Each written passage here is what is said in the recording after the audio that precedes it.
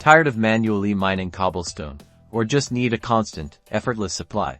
In this tutorial, we'll build a super simple and efficient cobblestone generator in Minecraft, perfect for all your building needs. First, grab yourself some building blocks like stone, planks, or whatever you have available, along with a bucket of water and a bucket of lava.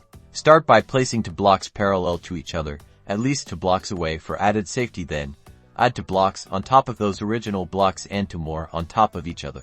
Now, build 2 more blocks on the sides of base of the foundation to create a small area, but make sure there's no gap between the placed blocks. One side will hold your water source. Place your water bucket to create a flowing stream.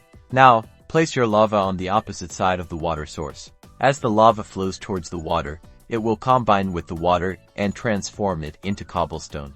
Mine the cobblestone as it forms, and you'll have a continuous supply. This simple generator is incredibly useful for all of your construction aspirations.